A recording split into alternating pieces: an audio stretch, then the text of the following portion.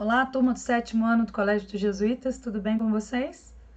Meu nome é Renata Goretti, eu sou arquiteta e urbanista, eu sou coordenadora e professora dos cursos de Arquitetura e Urbanismo e Design de Interiores do Centro Universitário Academia, aqui em Juiz de Fora, e foi com muita alegria que eu recebi o convite e aceitei de pronto das professoras Natália e Rosiane, para que eu pudesse falar um pouquinho para vocês aqui sobre urbanização de Juiz de Fora e o plano diretor. Vou tentar fazer isso em 20 minutos, né? E me coloco à disposição ao final de vocês, para vocês me enviarem e-mail, tirarem dúvidas, qualquer coisa que vocês precisarem de mim. Então, Juiz de Fora surgiu a partir de um caminho que foi criado, o caminho novo. O caminho novo, ele estava ali dedicado a ser um caminho para que toda a produção, extração, na verdade, né, de ouro, de diamantes, pudesse sair das regiões mais de dentro do território, dentro de Minas Gerais, e fossem escoadas até o litoral, até o Rio de Janeiro. Nesse meio do caminho, e para cumprir algumas funções burocráticas, né, algumas funções de controle, sobretudo, foi surgindo a cidade de Juiz de Fora, que ainda se chamava Comarca do Paraibuna no passado. Essa nossa história, ela vem de um assentamento, de uma primeira fazenda, a fazenda do Tapera. A fazenda que é localizada onde hoje a gente também conhece ali o cemitério Parque da Saudade, em Juiz de Fora, no bairro Santa Terezinha. Ali acredita-se, né, e as histórias todas estão registradas, que teria sido o primeiro assentamento, a primeira vez que alguém assentou pés de fato em Juiz de Fora, né, e começou a constituir a cidade que a gente conhece hoje. Então, essa casa onde viveu o tal do Juiz de Fora, que acredita-se que é daí que vem o nosso nome, né, que um juiz que foi chamado para fazer esse controle dessa extração que vinha das regiões mais do interior de Minas Gerais. Então aqui era feito controle, esse juiz que veio de fora, claro, a cidade ainda não existia, ele passou a habitar na fazenda da Tapera. E essa fazenda deu início à urbanização de Juiz de Fora. A fazenda, né, a gente conhece ela lá até hoje, ela se encontra dessa maneira, ela é tombada pelo patrimônio histórico, quer dizer, ela não pode ser modificada na sua totalidade, né? Então ela está lá para a gente conhecer um pouquinho disso. Quem quiser ir lá presenciar o lugar onde a cidade começou, foi nesse local. E aí a cidade começa a se desenvolver. Num dado momento, né, que a cidade já tinha aumentado o seu povoado, já tinha aumentado o número de ranchos, de sítios, de granjas que estavam se instalando ali, foi chamado o Henrique Alfeld, que era um engenheiro alemão. Ele foi chamado para poder começar a desenhar a cara que a cidade teria. Então, por trazer essa carga de conhecimento da engenharia, ele propõe uma grande avenida em linha reta, que é conhecida hoje como Avenida Rio Branco. E essa grande avenida em linha reta, ela ligava todos esses ranchos, todas essas fazendas, né? Esses sítios que estavam ao longo do território de Juiz de Fora. Foi um projeto, na época, inovador já, né, naquele momento. O Brasil inteiro já vinha passando por obras, por reformas, mas aqui nessa região nunca tinham visto nada parecido. E aí uma imagem do que é a Avenida Rio Branco lá atrás, né? Então, nos momentos em que a Avenida Rio Branco ainda era feita desses ranchos, ela estava ali configurando o que seria a cidade de Juiz de Fora no futuro. E essa Avenida Rio Branco que a gente conhece hoje, no meio dela tinha o Parque Alfeld assinalado aí de amarelo no slide. O Parque Alfeld chegou a ter uma biblioteca municipal lá dentro. Então a vida toda da cidade se dava nessas regiões mais centrais, né? Nesse berço onde a cidade surgiu e onde a vida começou a florar. Novos projetos começaram a surgir. Olha aí a biblioteca do Parque Alfield, a Câmara Municipal, né? A Câmara de Vereadores da cidade. Essa é a Rua Alfield, que foi chamada por um tempo de Rua Direita. Toda cidade tinha uma rua direita, né? Era a rua direita que normalmente estava à margem direita de um rio. Cada lugar tem um causo. Então era a nossa rua direita, Rua Alfield, que era uma rua perpendicular à Avenida Rio Branco e levava até o Morro do Cristo. Lá atrás, na foto a gente vê, e o Colégio Academia de Comércio também lá no fundo. O colégio que surgiu para formar pessoas que fossem capazes de trabalhar no comércio, prestando serviços, né? E aí uma vista do outro lado, lá do Mirante São Bernardo, como a cidade começa a se desenvolver e como ela começa a se ramificar a partir do que a gente chama hoje de Triângulo Central. Esses primeiros mapas, esses primeiros projetos da cidade, eles começam a desenhar, a delinear o que virá a ser Juiz de Fora de 2021. Então essa planta de 1860 era a planta da cidade do Paraibuna. Paraibuna, o rio que passa pela nossa cidade, que deu nome, né, à comarca do Paraibuna, à cidade do Paraibuna. E esse arruamento, ou seja, esse desenho das ruas, foi encomendado pela Câmara Municipal a Gustavo Dotti. Foi um outro engenheiro que trabalhou em cima desse projeto e começou a configurar. Nesse mapa a gente pode ver a Avenida Rio Branco mais acima, a Catedral no meio, que tem aquela cruz ali, e já um sinal da Avenida Getúlio Vargas começando a aparecer. E aí mais uma imagem, né? Agora um pouquinho diferente, mas como essa configuração do centro da cidade surgia, né? Então já 4 anos depois, a planta 2, né? E aí já a cidade de Juiz de Fora e Arrabaldes na província do estado de Minas Gerais, mostrando o centro de Juiz de Fora já com a Avenida Francisco Bernardino, que é aquela avenida que beira a linha do trem. Tudo isso estava surgindo e a cidade se encaminhando muito em função das estradas que foram sendo criadas, da linha do trem que a gente tinha e do nosso relevo. Essa é uma foto também antiga, né?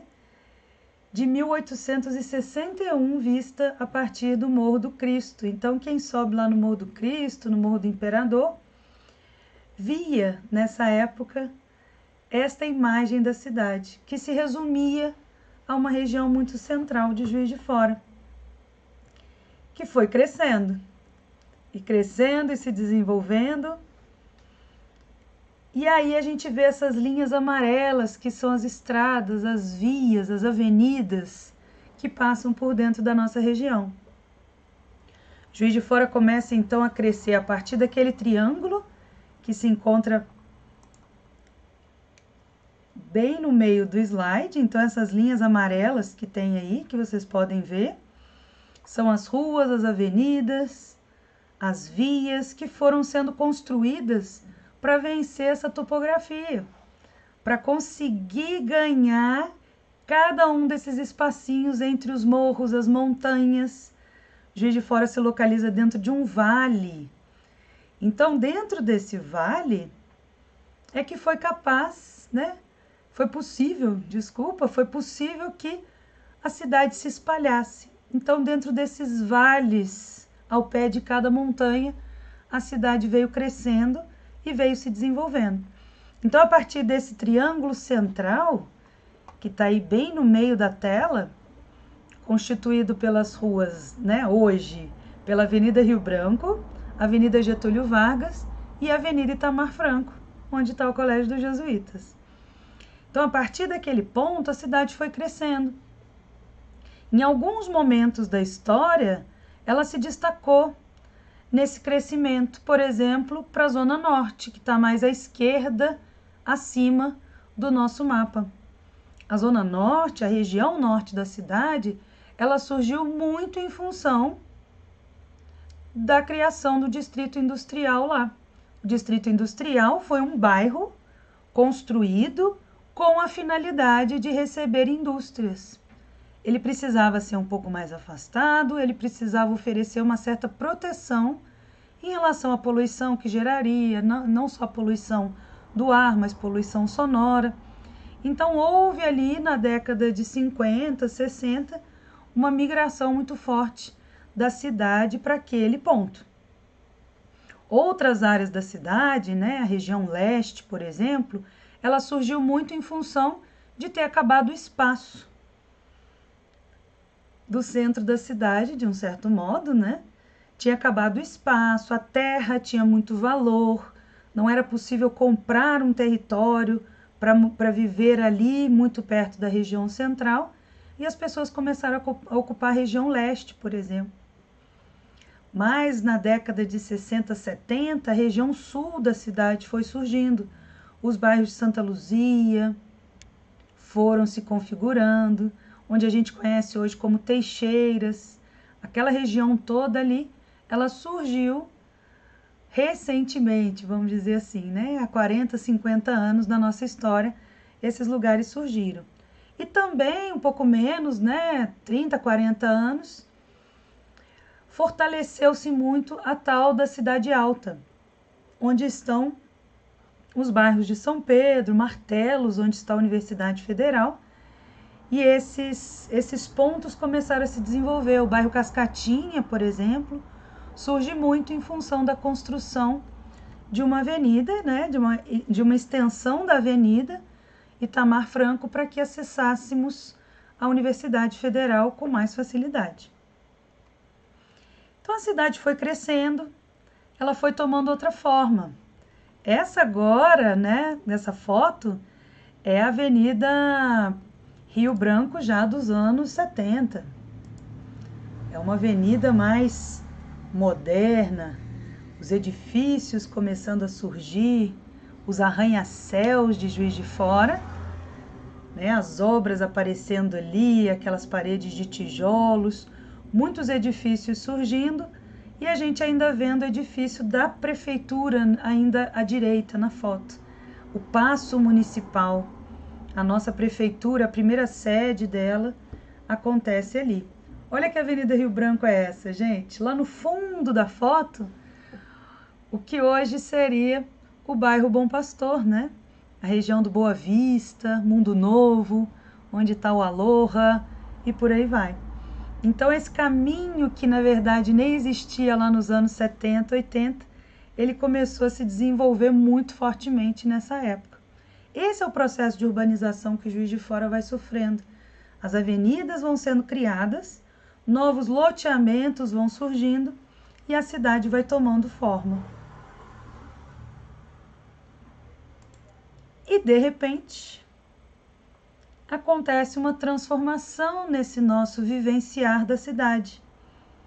Todo aquele crescimento, toda aquela nova ocupação, todas as novidades que a gente via vivenciando na cidade, eles passam a causar alguns transtornos. Então, de repente, o que acontece? A cidade passa a oferecer um altíssimo grau de ocupação. Vários edifícios surgem, várias pessoas vêm buscar oportunidades aqui na cidade, várias cidades de fora começam a mandar seus filhos estudarem aqui. Juiz de Fora passa a ter uma importância muito grande nesse cenário, né? Tanto da região aqui da Zona da Mata, como servindo a outras cidades de outros estados também.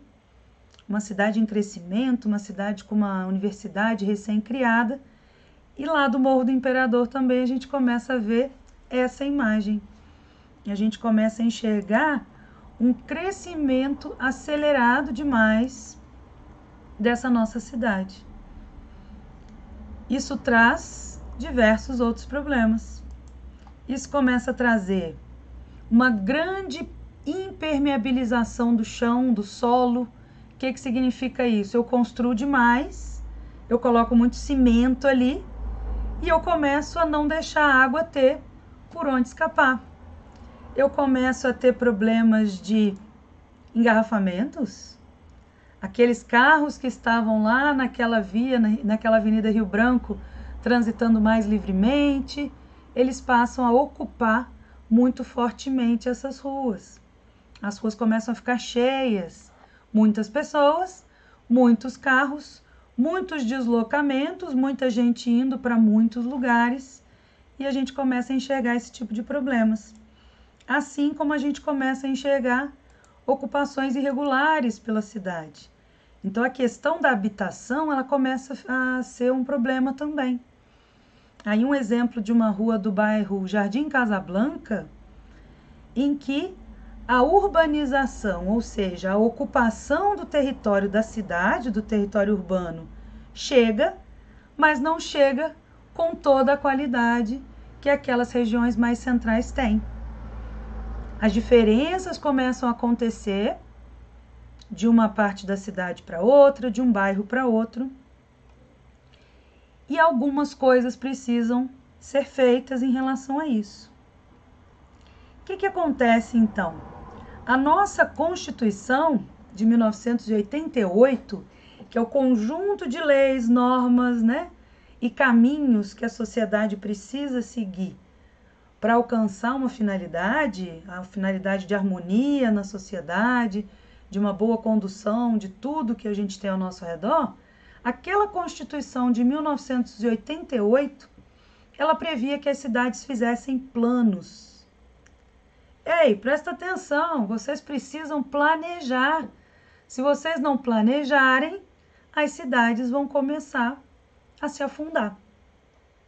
Então a Constituição lá de 1988, velha pra caramba, e depois, alguns anos depois, o Estatuto da Cidade, que é uma lei de 2001, quer dizer, ela tem 20 anos, ela fez 20 anos agora, é uma lei que prevê mais ainda que a gente dê um olhar especial para as cidades, que a gente não vá simplesmente vivendo, automaticamente, que a gente planeje cada passo que a cidade quer dar e que ela precisa dar, Com isso, e já era uma exigência lá daquela Constituição de 1988, as cidades passam a ter que desenvolver planos diretores.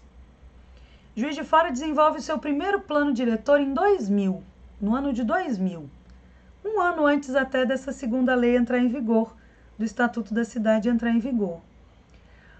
A gente teve um plano diretor por 18 anos, os planos diretores precisam ser revisados de 10 em 10 anos.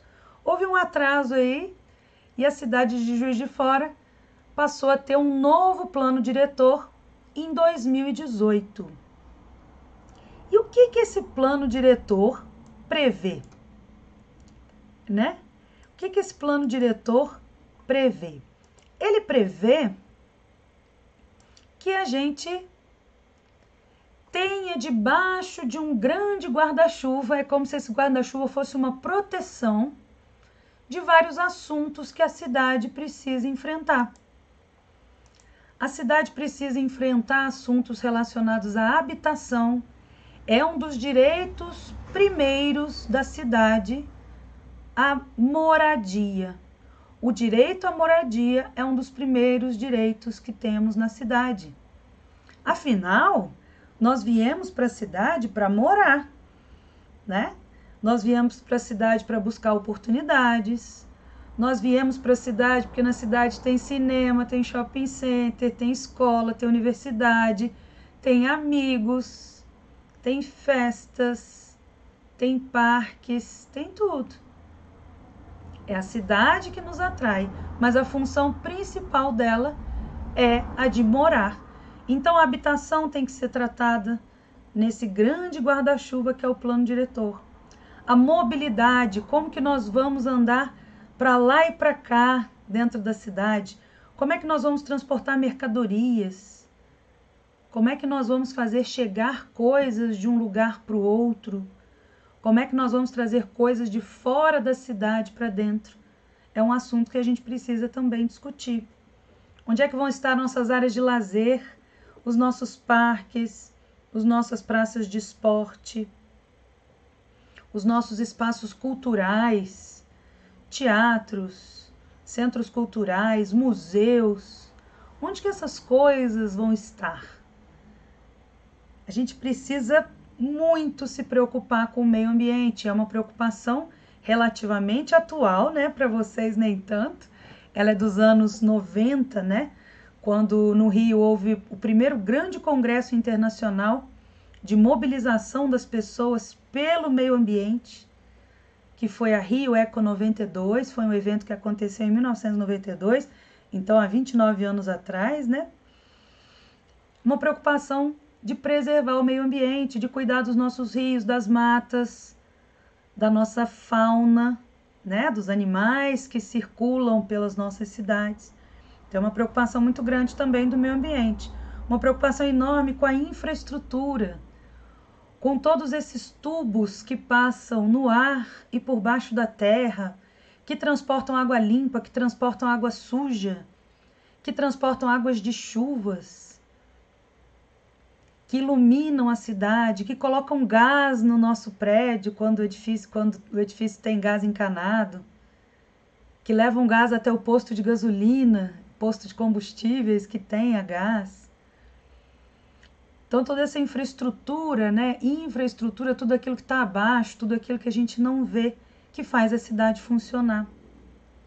Também está dentro de infraestrutura as nossas ruas, os nossos viadutos, a parte de sinalização de trânsito, semáforos e tudo mais. E as funções da cidade. Onde que vai estar a indústria? Onde que eu posso desenvolver mais moradias? Onde que eu posso desenvolver mais comércio? E aí é um pensamento importantíssimo nosso, e isso vale a pena vocês registrarem bem, é que é um papel da coletividade decidir para onde nós vamos. A coletividade determina, né, todas as pessoas juntas, todos nós juntos, determinamos os caminhos que a gente quer que a cidade trace, os caminhos que a gente quer por onde a cidade vai passar. Então, nessa toada, né, de que estamos todos juntos, a gente percebe aí que todos juntos definimos uma meta, a gente mira num alvo. O que a gente quer? A gente define uma cidade que a gente quer pra gente. A gente estabelece que cidade que a gente quer. Então, a gente mira naquele alvo e a gente junta todos os nossos esforços para alcançar aquele alvo. Precisamos ser um grande grupo que quer as mesmas coisas. Se um grupo quer uma coisa, outro grupo quer outra, a gente vai ter conflitos. Esses conflitos precisam ser resolvidos para que a gente, alcançando o nosso alvo, a gente tenha aí a garantia da habitação. Então, a gente ter a certeza que pessoas sempre terão um bom lugar para morar. Não teremos pessoas em situação de rua, não teremos pessoas em casas vulneráveis, ou seja, muito precárias, com risco de cair, com riscos de desmoronamento, porque colocaram suas casas muito perto de alguma área de deslizamento.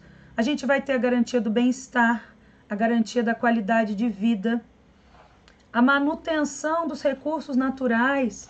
Então, a gente vai poder conviver dentro das nossas casas, dentro de prédios, em clubes, com piscinas, quadras poliesportivas, museus, teatros, fábricas, indústrias, mas a gente também vai ter a garantia dos nossos recursos naturais. As nossas matas, nossos rios, a nossa fauna vão estar também protegidos e a gente vai aprender a conviver. A gente vai ter uma cidade de oportunidades iguais, onde todos podem ter acesso às mesmas coisas. Quem quiser ter acesso às mesmas coisas vai correr atrás e vai poder ter acesso às mesmas coisas. um lugar onde a gente possa ter mobilidade de pessoas, uma boa mobilidade de pessoas, seja em veículos individuais, quando for necessário, seja em ônibus, né, o transporte coletivo, seja a pé, seja de bicicleta, de patins ou patinete, ou skate, quem sabe. Então a gente vai encontrar um ambiente em que o que vale é o bem-estar da coletividade. E aí o plano diretor de Juiz de Fora é um plano diretor participativo que envolveu as pessoas naquele entendimento de quem queremos ser. Então ele perguntou às pessoas, através de audiências públicas, que cidade queremos ser, quais funções da cidade queremos incentivar, quais funções da cidade queremos incentivar, tá aí 2 vezes, né?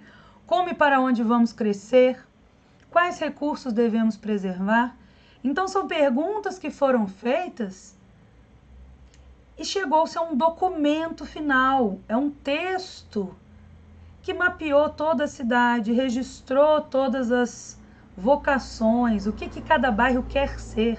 Um bairro quer ser mais residencial, mais comercial, tá? A gente quer se conectar mais por vias que recebam bicicletas, por exemplo. A gente quer fazer grandes avenidas que permitam ônibus com grande capacidade de pessoas transitarem. Isso tudo está escrito lá. Quais áreas que a gente precisa preservar, quais áreas que a gente ainda pode ocupar, quais áreas que merecem a nossa atenção, que estão ali com precariedade de habitação, que estão ali com riscos de desmoronamento, quais áreas que merecem a nossa atenção porque ocuparam demais o território, estão muito impermeabilizadas. Isso tudo está mapeado, está traçado lá. Então eu deixo aí para vocês o link, quem quiser conhecer mais do documento. É um documento complexo, é um documento que é de um alto nível de informações, então seria impossível falar com vocês sobre ele aqui tão rapidamente. Já passei do meu tempo, com certeza, peço perdão de ter estendido um pouquinho. O link do Plano Diretor Participativo está aí, ele é a Lei Complementar número 82, de 3 de julho de 2018. É o último documento e o mais recente que a gente tem dizendo qual cidade queremos. Se vocês quiserem saber um pouquinho mais, tá aí o meu e-mail, renatagorete@uniacademia.edu.br. Eu agradeço, fico à disposição, me despeço de vocês e fico aqui, né, aguardando um novo convite para falar um pouco mais de cidade, um tema que eu amo, é um tema da minha formação, e é um tema que eu adoro levar para quem quer que seja. Então, bons estudos para vocês, bom projeto. Se precisarem de mim de novo, é só me chamar que eu estou aqui, tá bom? Tchau, tchau, pessoal!